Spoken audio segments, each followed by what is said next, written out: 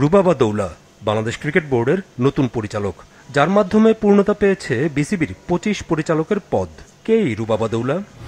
তিনি পুরোপুরি কর্পোরেট ব্যক্তিত্ব।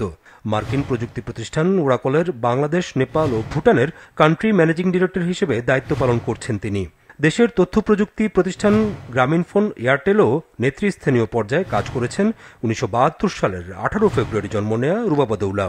অনলাইন চিকিৎসা সেবা দেওয়ার প্রতিষ্ঠান পালস হেলথ কেয়ার সার্ভিসের প্রতিষ্ঠাতা ও ব্যবস্থাপনা পরিচালক তিনি।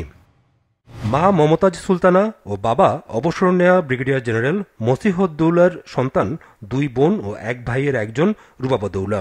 বড় বোন চিকিৎসক ও ভাই ইঞ্জিনিয়ার।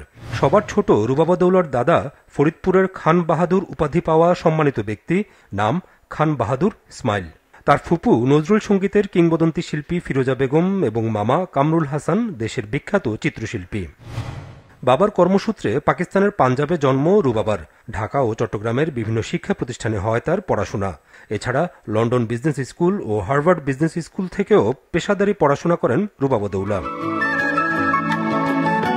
আমাদের মাঝখানে এসেছেন রুবাবা দৌলা। বেশ কবছর আগে মাছরাঙা টেলিভিশনের অনুষ্ঠান রাঙা সকালে এসে তিনি জানিয়েছিলেন তার জীবনের কথা। You have to create your own space. You have to create your own position.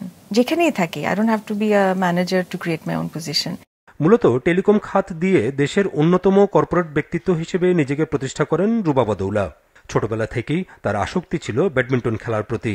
তাই 2009 থেকে 2015 সাল পর্যন্ত ব্যাডমিন্টন ফেডারেশনের সভাপতির দায়িত্ব পালন করেন রুবাবা দৌলা। ব্যাডমিন্টন আমার সবচেয়ে পছন্দ ছিল, এখনো আছে। আসলে যখনই টাইম পাই আমি ইভেন্টের আসছে তো আমি ভেরি হ্যাপি আবার ব্যাডমিন্টন খেলা শুরু করবো। আর ওই খেলাটা এরকম না, খুব অ্যাডিকটিভ। এখন তিনি বাংলাদেশ ক্রিকেট বোর্ডের পরিচালক। জাতীয় ক্রীড়া পরিষদ মনোনীত করেছে তাকে এই দায়িত্বে।